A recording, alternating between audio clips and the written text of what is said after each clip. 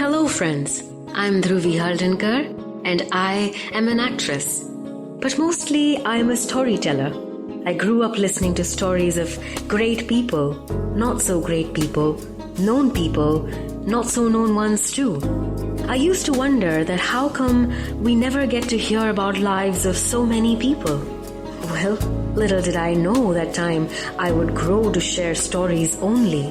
I come bearing flowers of different colors, different shapes, some aromatic and some with thorns.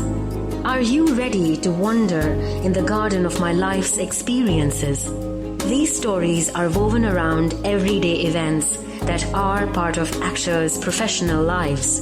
The struggles they face, the hoops they jump, and catcalls or subtle jibes they evade while bagging roles and doing their jobs.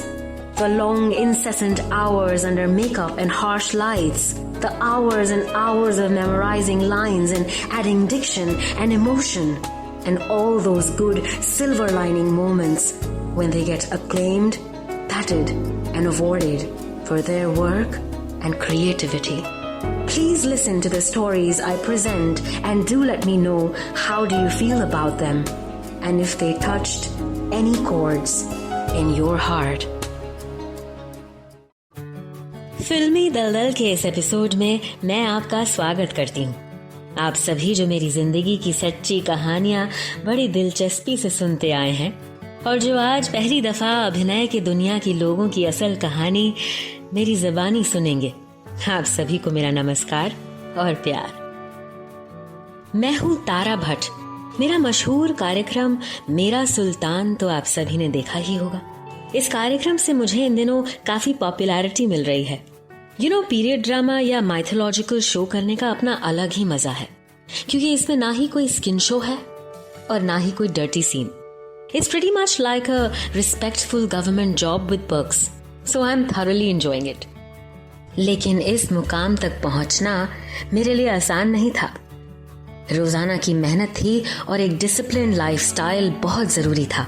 And trust me, इस discipline को तोड़ने वाले और मन ललचाने वाले बहुत थे। इस बार सुनिए मेरे मन, हिम्मत और प्रतिभा को हिला देने वाली कहानी। यह है कहानी उन दिनों की जब मैं कई दिनों से सोच रही थी कि मुझे किसी तरह मशहूर प्रोडक्शन हाउस गोपाला जी में किसी का संपर्क मिले और मुझे उनके साथ काम करने का अवसर मिल पाए। फेमस प्रोड्यूसर करीना कूपर को कौन नहीं जानता।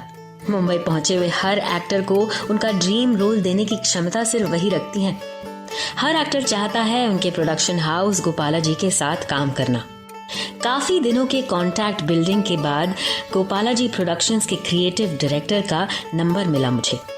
मैंने Aniket Rane, the creative director of Gopala ji productions को हिम्मत करके एक मैसेज लिखा। Hello sir, I am Tara Bhatt and I am an actor. I want to audition with your production house for your upcoming show. Please revert positively. 2 minute भी नहीं हुए थे कि मेरे फोन पर अनिकेत राणे का मैसेज आया। Sure thing, Tara. Please come and meet me at Gopalaji House tomorrow at 2:45 p.m. And don't be late. मेरे चेहरे पर एक बड़ी सी मुस्कुराहट थी और दिमाग में ये चल रहा था कि मैं कल क्या पहन कर जाऊंगी। After all, how you present yourself and the first impression matters. Mumbai में 12 महीनों में से 4 से 5 महीनों तक लगातार घमासान बारिश होती है। Mumbai has exceptionally wet monsoon season और ऐसे में it becomes very difficult to travel. उस दिन मैंने अपनी favorite ankle length jeans और white crisp shirt पहनी। कुछ पैसे जोड़कर मैंने एक हेयर स्ट्रेटनिंग आयरन खरीदी थी। उससे अपने बालों को स्ट्रेटन किया और हल्का सा मेकअप लगाया। क्योंकि बारिश हो रही थी इसलिए अपने गोल्डन पेंसिल हील्स को मैंने अपने पर्स में डाला और हवाई चप्पल पहनकर मैं घर से निकली।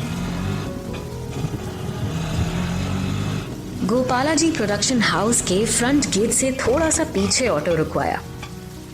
एकदम सामने रुकवाती तो चौकीदार और बाकी खड़े हुए स्टाफ पर मिडिल क्लास फैमिली वाला इंप्रेशन पड़ता। गोपाला जी प्रोडक्शन हाउस के बड़े ऊंचे दरवाजे के पीछे कैसे लोगों की किस्मत बदलती है, इसकी कहानियां तो मैं सुन ही चुकी थी और आज पहली बार मैं उस ऊंचे दरवाजे के अंदर जा रही थी। अंदर 3rd फ्लोर पर जाते ही रिसेप्शनिस्ट ने मेरी ओर देखते हुए कहा, आप तारा भट्ट हैं? मैंने कहा जी हाँ। उन्होंने कहा, please come with me, walk towards sir's cabin, he is waiting for you. I felt I was charming enough to be a part of his next show. Receptionist ने दरवाजे पर नॉक किया और अंदर से आवाज आई, come in. Sir, Tara Bhatt is here. हाँ हाँ, अंदर भेजो। I walked in with a pleasing smile on my face and said, hello sir, I'm thrilled to come and meet you sir.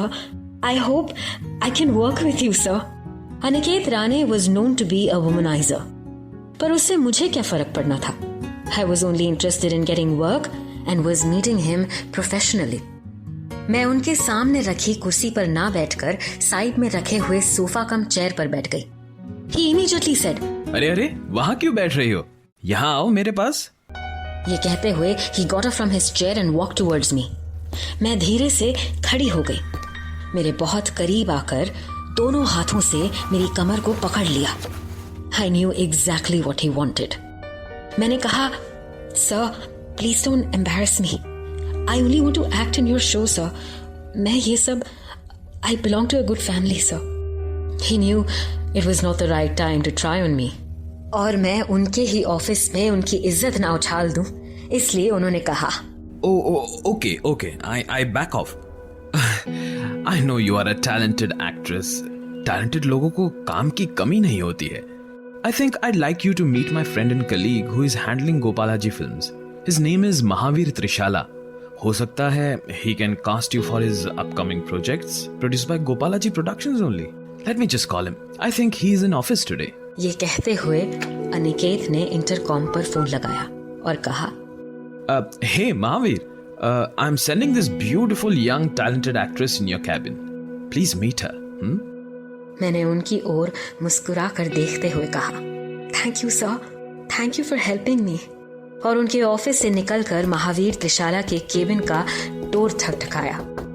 अंदर से आवाज आई, प्लीज कम इन। मैं अंदर घुसी और देखा he was on phone talking to someone. उन्होंने इशारे में कहा, प्लीज सिट डाउन। मैं सामने रखी कुर्सी पर बैठ गई। While he was on phone talking, मेरे दिमाग में अनिकेत राणे के रूम में मेरे साथ जो हुआ वो घूम रहा था। मेरे हाथों में पसीना था और होंठ कपकपा रहे थे।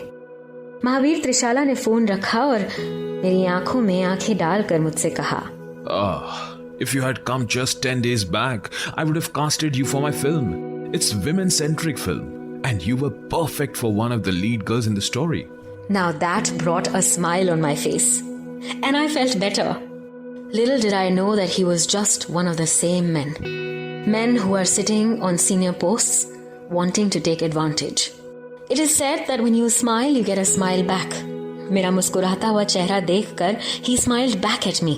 And looking straight into my eyes, he said, अगर तुम चाहती हो मैं तुम्हें अपने अगले प्रोजेक्ट में लूं, तो तुम्हें मेरे लिए एक फेवर करना होगा।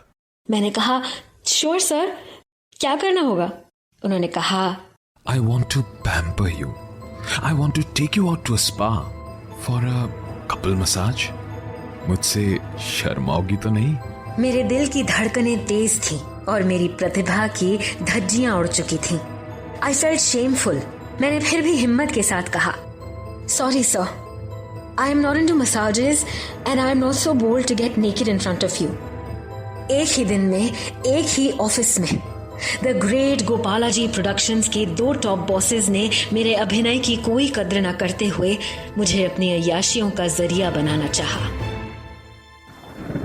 उस दिन ना ही सिर्फ आसमान दिल खोल कर पानी बरसा रहा था, मेरी आंखों से भी आंसू थम नहीं रहे थे। द ग्रेट गोपालाजी प्रोडक्शन हाउस की ऊंची दरवाजें और दीवारें अब मेरे लिए और भी ऊंची हो चुकी थीं, जिन्हें मैंने आज तक नहीं लांगा। I have still till date never worked with Gopalaji Productions.